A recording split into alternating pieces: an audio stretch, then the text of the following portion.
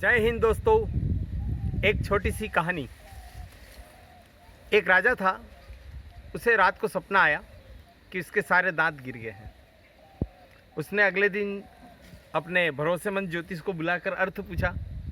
तो ज्योतिष ने कहा कि सर, आपके जितने भी प्रियजन हैं, जितने भी परिजन हैं, उन सब की मृत्यु आपकी आंखों के सामने होगी। राजा को बड़ा झटका लगा और उस झटके में उसे क्रोध भी आया और उसने उस ज्योतिष को जेल भिजवा दिया। लेकिन राजा का मन बड़ा बेचैन था कि वास्तव में मेरे परिजन मेरी आंखों के सामने मरेंगे क्या। वो बड़ा टेंशन में रहने लगा। मंत्री ने सलाह दी कि हम किसी और ज्योतिष से भी संपर्क कर लें। तो राजा ने एक दूसरे ज्योतिष को बुलाया। वह ज्योतिषी बड़े अनुभवी थे।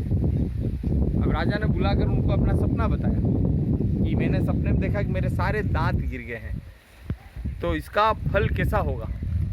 ज्योतिष ने थोड़ी देर विचार करा और फिर बोला कि महाराज, ये सपना तो अत्यंत ही शुभ है, बहुत अच्छा फलदायक है। राजा आश्चर्यचकित किया, उस ज्योतिष ने तो बिल्कुल अशुभ, इतना खराब अर्थ बताया था और ये कह रहा फलदायी। फिर राजा की उत्सुकता बढ़ी। तो राजा ने कहा कैसे। तो कहा महाराज, धन्य हो, आप अपने परिवार में सर्वाधिक दीर्घायु होंगे।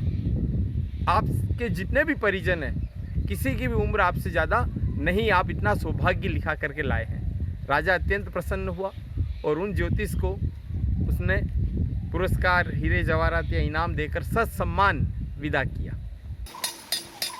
देखिए अब क्या फर्क था। दोनों के कहने का तात्पर्य एक ही था।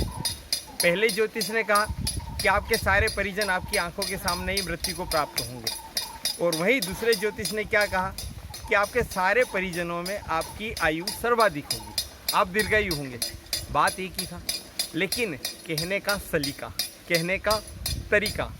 आपने ये कहावत अपनी क्लासों में पढ़ाई में सुनी ही होगी, सत्यम ब्रूयात प्रियम ब्रूयात, न ब्रूयात अप्रियम सत्यम। अब उस ज्योतिष ने वही गलती करी। आम तौर पर हम भी अपने जीवन में, रिश्तों में, अपने सर्किल में इस तरह की गलतियां करते हैं और हम लोगों के दिल से उतर जाते हैं, जबकि हमारी इच्छा होती है कि हम उनके दिल में उतरें। इसलिए कहा गया है कि तोल मोल के बोल, शब्दों का चयन अत्यंत सावधानी से करें।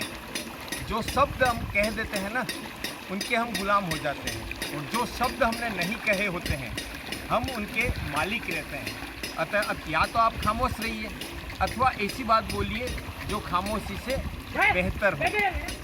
बात कहने का अपना एक जो सलीका होता है ना, वो बड़ा अद्भुत होता है।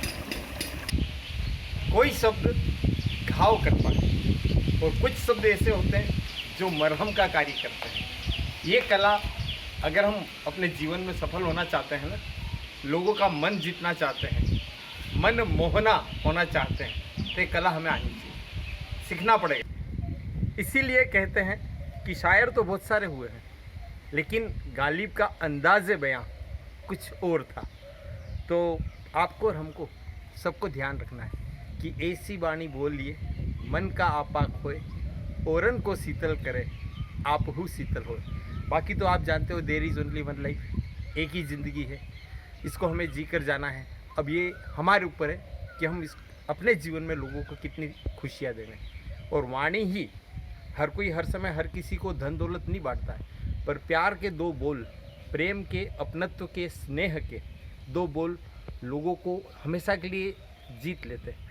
अंग्रेजी में कहावत है कि soft voice can wins millions of hearts. इसलिए कहा भी गया है कि एक दिन बिक जाएगा माटी के मोल, जग में रह जाएंगे प्यारे तेरे बोल। तो आपके बोल इस जग में हमेशा बने रहें।